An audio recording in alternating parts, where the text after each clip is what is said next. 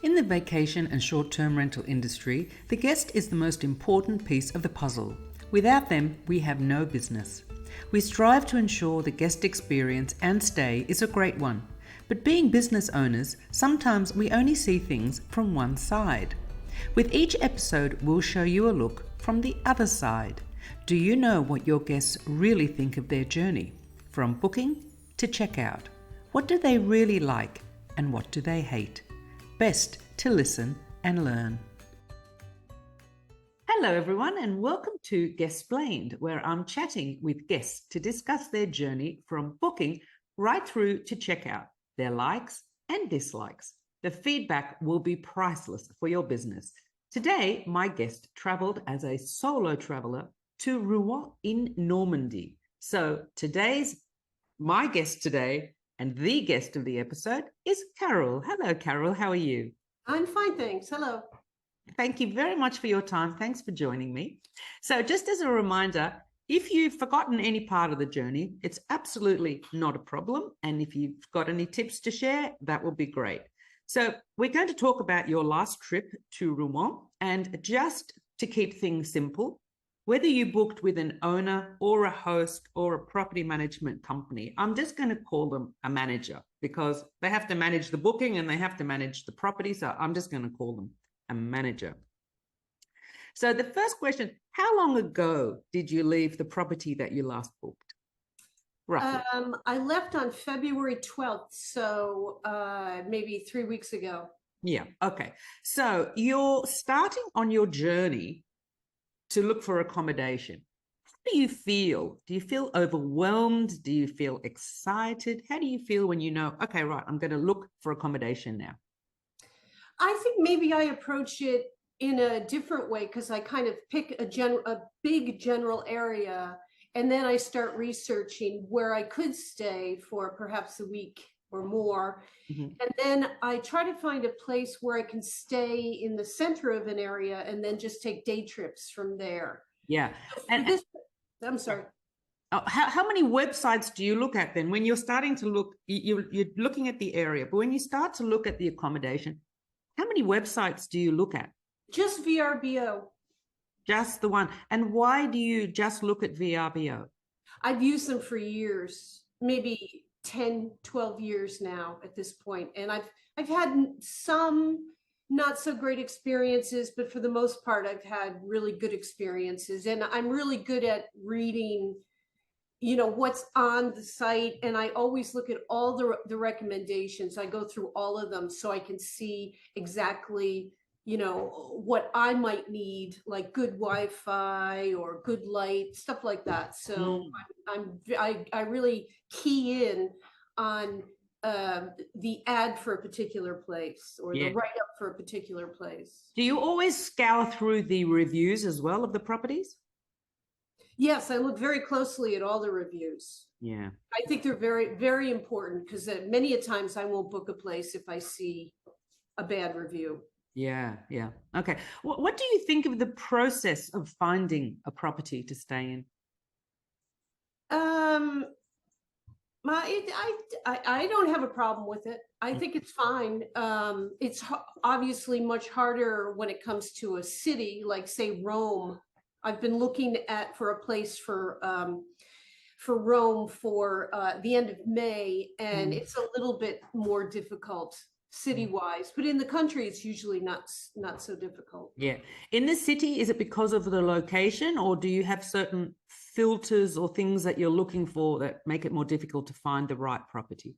I think there's more competition, so they don't try as hard as they do in the countryside. Mm-hmm. And in the countryside also you get different types of places, which I really like. In the cities of Florence, I booked many apartments in Florence through VRBO. Mm-hmm. And I've had really wonderful ones and I've had really terrible ones. So not really terrible, but not as good, like really dark, and I wasn't prepared for that. So how do you think they slipped through in your search? Do you think that the photos weren't showing the right thing and you just sort of missed it? Yeah, I think in this particular one, the photos were deceptive. They really played Interesting. up this one. To me, I'm a photographer, so the light is really important. And I always try to book a place where I can get kind of a view out of the window, even if it's just a small, like street type thing. Mm-hmm. Take photographs and I need the light. And this place was really dark, really Mm-hmm. dark. So, but Mm-hmm. the last place I stayed was really good and it was everything that it was advertised. Mm. To me, as a traveler, I always think if the lights are on, that says something in the photos. I always look for the lights. If they're on, uh-oh. No, I don't mean, I mean the natural light. Yeah, but I'm talking about if the lights are on Oh, and it's during the day, it's like, uh-oh, be careful. But that's me as a traveler. Yes. yes. So what you're saying is in the country, you don't find it a problem. It doesn't take you too long to find the right property. But in a city situation, it does take longer to find the right one. Yes, and it's probably because there's more of them too. And Yeah. I don't know if it's probably if you know the area, if you know the city, I think it's probably harder than if you don't, because if you don't, you probably kind of think, oh, well, this might look good. But if you know the city, then you know, okay, well, maybe that's not such a good area. And then Mm, so you get picky. Once you have more of an education on doing this, it gets a little harder.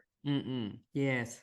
Now, when you find the right property, what do you think it was about the property? Was it something about the way it was described? Is it the photos? Is it the reviews, or is it everything? I think it's a bit of everything. It's I have a list of things that I wanted. For instance, for this last trip, I really wanted a fireplace because I knew it was going to be cold. Mm, And I wanted it to be in a good location where I could do these day trips. It had great recommendations. The price was really good. Just a lot of things came together that it was just like the perfect place. great. Although it was different than how I originally perceived it on the VRBO write-up, but some Mhm. of it could be my short attention span. We'll come to that when we further along the line when we talk about the property that you did book. Or given that you've actually traveled, I mean, I think you can share a lot more than just the last property that you booked. Yes, Now, have you been in touch with a manager prior to booking to ask questions about the property just to clarify things? I have some. I have usually about the Wi-Fi, if it's Mm-hmm. okay, because I'm self-employed and I really need to have good Wi-Fi, Mm-hmm. or about directions if it's a complicated place. And Yeah. usually I find that the owners are very helpful with guiding me, you Mm. know, and I make sure that that we have our phone numbers and that we can go back and forth if I get lost and that type of thing. Yes, but pre-booking, you don't have any numbers. And so if you want to clarify, let's say for the Wi-Fi, do you always get a prompt response, or have you sent out like a question and never got any answers back, and they've gone quiet? I don't think I've done that in a while, but I can't seem to feel, I don't feel, because I would just pass on whatever that place was. If they didn't answer me, I Yeah, would just move on to whatever the next place is. yeah, okay. Now on Verbo, how do you find the booking process? Is it pretty seamless, or do you think it's a bit clunky? No, it's pretty, I think it's pretty easy. It's Mhm. if you know how to use it, and I'm used to using it. It's pretty straightforward. You know, you just put in your dates and the area, and then you can use. I usually use the map, Mhm. and I can just click in on an area and check each place because Mhm. I pretty much do research as to where I'm going, so I know where I want to be and Yeah. what I need. But it's good. I never use Airbnb, but VRBO has been. As I said, I've been using it since it started. Really, basically. Mm, mm. Now, is there any reason why you wouldn't use Airbnb? I have people that have Airbnb properties, and I get the feeling that it's more. There's a lot more competition, so they just don't care as much. Mm.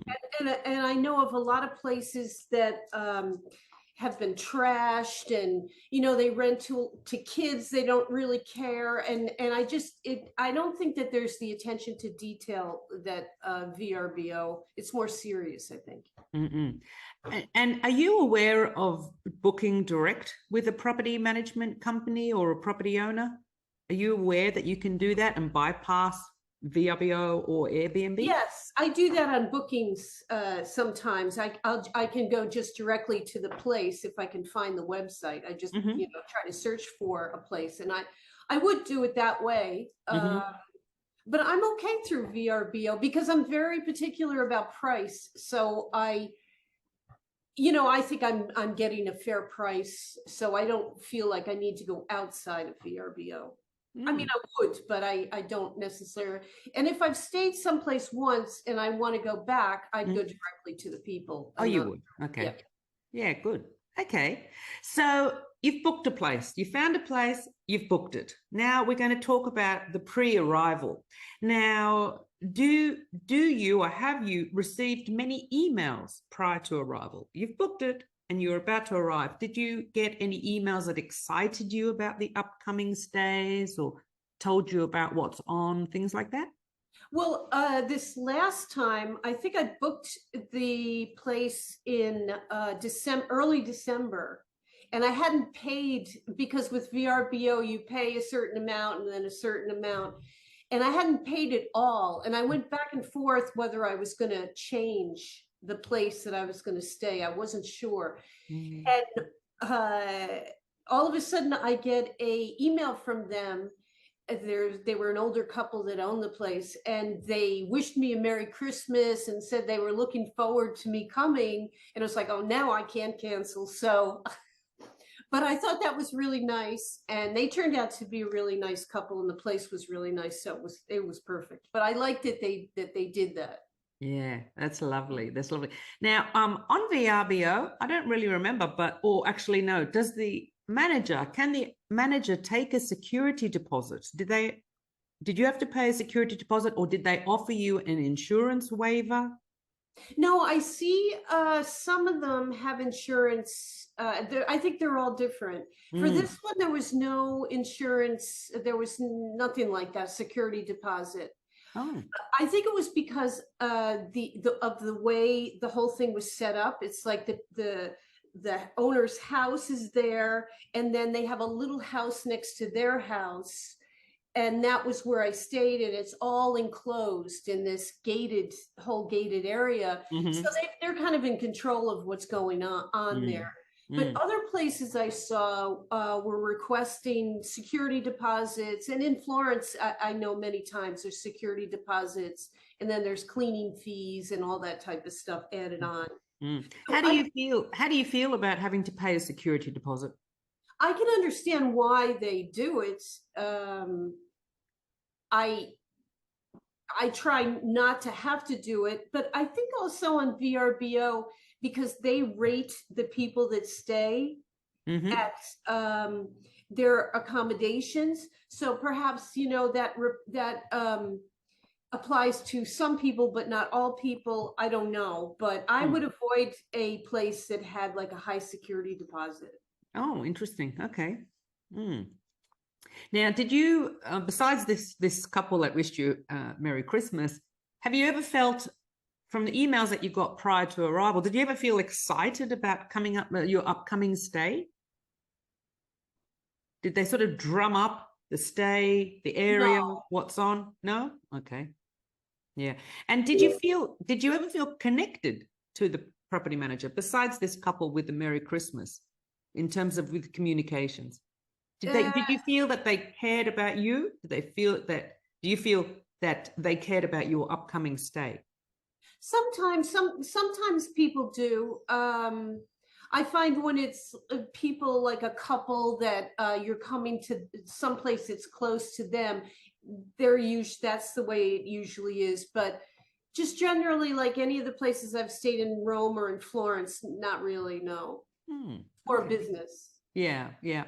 So going back to your stay in Rouen, had you been to Rouen before? No. Okay. So with the arrival instructions that you got, how confident were you to getting to the property?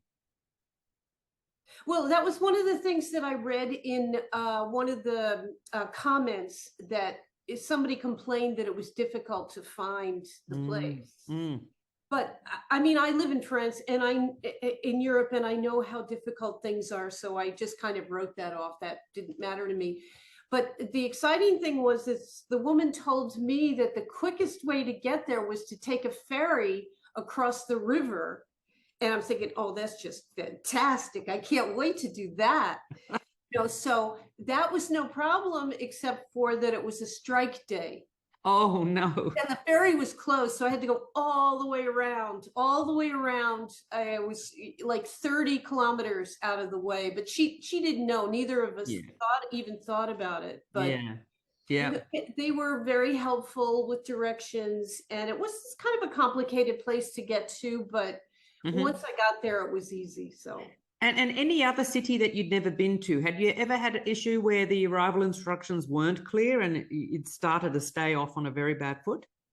I'd say in Florence, maybe, and this is in cities.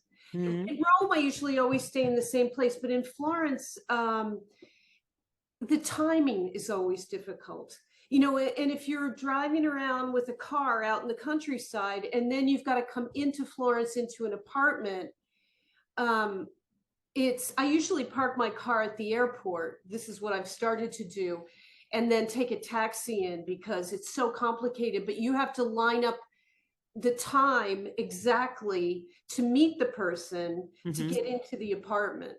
I've never experienced a lockbox. It's always been, I've had to meet somebody, and it's usually some other person or a property manager. The last place was the couple that lived across the hall. Mm-hmm. So that was really nice. But that is kind of difficult, because especially usually I usually go to Florence twice a year, and in the springtime, it's late, so it doesn't get dark until like 8 or so, and I don't want to be, having to tell them what time I need to come in.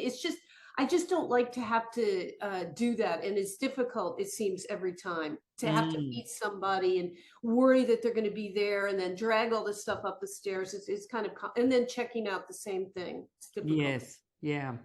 I understand about the timing, especially if you can't time it necessarily, especially like if you're landing, things like that. But what I used to do was to ask the guests to text me as they're leaving the airport, because I would generally know how long it took to get to the property. So I wouldn't be sitting around waiting for an hour, the flight's delayed, whatever. But I do understand that if you've got a day of activities or whatever, and you do have to, allocate a time, then that can be a bit tricky, and you don't want to, pull them away from their dinner table or something. Yes. Yeah, it's not a comfortable situation, but there's really not much you could do except for the lockbox. Yeah. And you've never had to use a lockbox. No, How would you feel? I mean, like, given that you've got the face to face, you can ask questions, you're in touch with people, the local. How would you feel about just going to a box and getting a key and letting yourself in, especially in a city that you'd never been to before? uh, a city I'd never been to before. I wouldn't mind, except for I'm terrible with keys. That's the Oh, only thing. yeah, some locks. Oh my God. Yeah. I think I ran into this. I think I ran into this once. I think there was a lockbox somewhere, but I can't remember where. But I wouldn't mind doing it if it wasn't too complicated. Mm, Because as I said, I'm not good with keys and locks, and mm. but it would be easier for me, except for it's nice also to have somebody to come and help me take the stuff up this, because it's always stairs. So, Mhm. to take the stuff up. And it's Yeah. nice to meet the person too, and they kind of show you where everything is. And Yeah. Yeah. Oh, lovely. Okay, so let's talk about Rouen again. So when you arrived at the property, did it look like what you expected? Did it look like the listing that you had booked? I hadn't expected it to be within this closed kind of like property. Mm-hmm. Um, and but the house was actually bigger than I thought it was. Mm-hmm. And yeah, it was really nice. I was really happy with it. And Good. the people were super nice, and there was a place to park. And Were you missing anything in the house that you remember, or that you needed? there was a few things missing, but it was just, she could, like, there was a dish detergent that was like just a tiny bit of it, and just little things like that. Just Mm-hmm. other than that, and matches for the stove, like all the things were all burned out, the little lighter things. So I got a few things I didn't mind, but pretty much everything was good. Yeah. And in terms of the Wi-Fi, do you remember how you connected to the Wi-Fi? I think I just had to find the what's Modem? the no, I had to find the IP address, Yeah. my computer, Oh, and yeah. then I had to put in a password. Okay. Yeah. Now, was there anything at the property that was missing that you would have really liked to have had?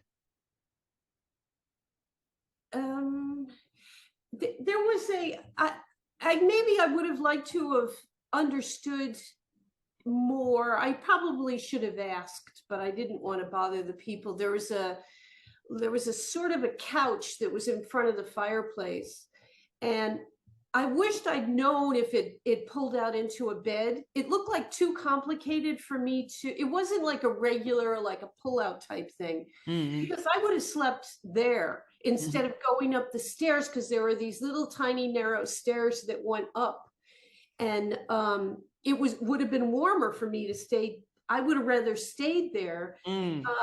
but I should have, I probably should have asked about that if I could have stayed there. I'm sure it wouldn't have been a problem. I just didn't Yeah. ask. Other than Yeah.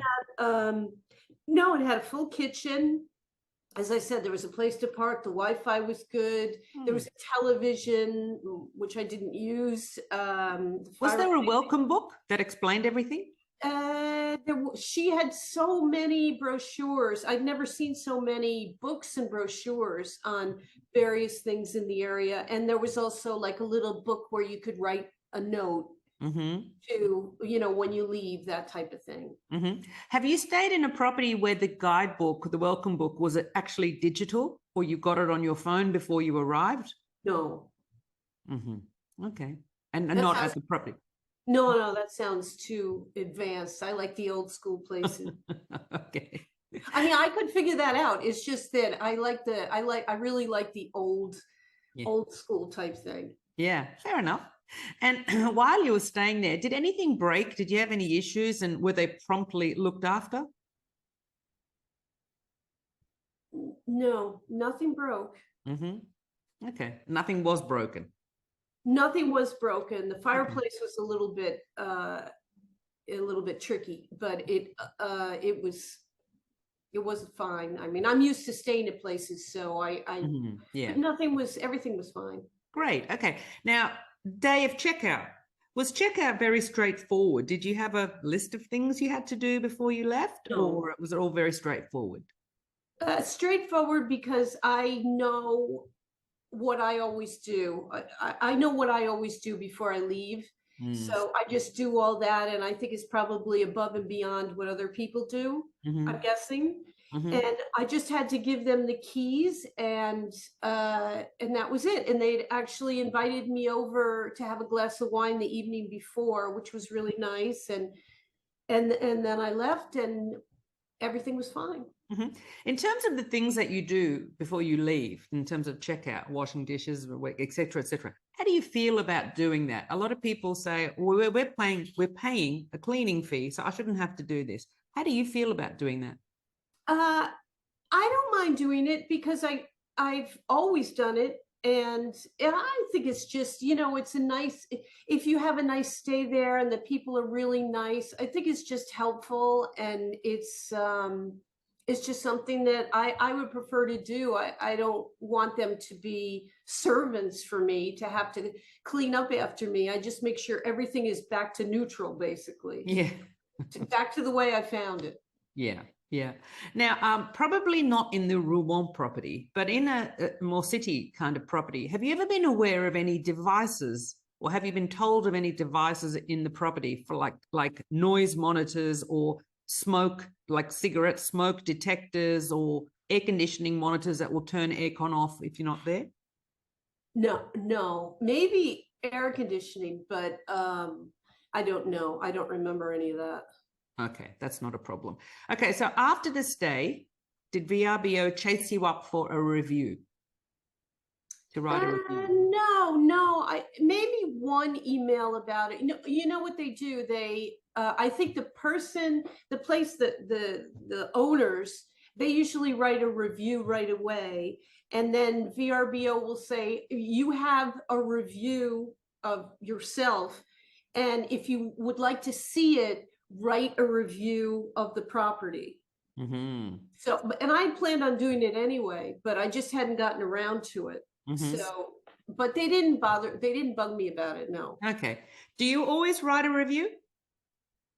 I don't write a review if I don't like the place, because I don't want somebody to have a bad review hanging on to their, I feel bad about that. Yeah. It's very interesting because this is, to me, it's like it really exposes something. You know, we do try to get a review out of every guest, and to hear that if you didn't get a review, what it could mean. Very, very interesting to learn that. Yeah. Yeah, I just would never give a review if I didn't like a place. Yeah. Because I know that it'll last forever. You know, Yeah. it'll be forever on their ad, Mm. and I wouldn't want to do that to somebody. Mm. Have you ever been asked for a review while you were still at the property before you left? Always after. Okay. Yes. I'm not going to ask for names, but do you remember the names of the owners that you booked with last time? You, Don't say them, but do you remember their names? um, yeah, I remember the husband's name. Okay. Okay. And so if you went again and you like the property, if you went again, would you book direct with them? Would you send them an email? Yes, I would book directly with them, and she gave me a card, so I have it. Oh, great. Okay. And she said book direct next time? Yeah, she said, if when you come back, because I would love to go back there. She said, just contact me directly. Yeah. Okay. Lovely. Now, if there was something that you were going to give a property 4 stars out of 5, what would be the one thing that would make you make you give them the 4 stars instead of 5? What would make a property lose a star for you? Maybe a lot of noise. Like, I'm thinking if I'm in Florence and there's like a lot of noise above, or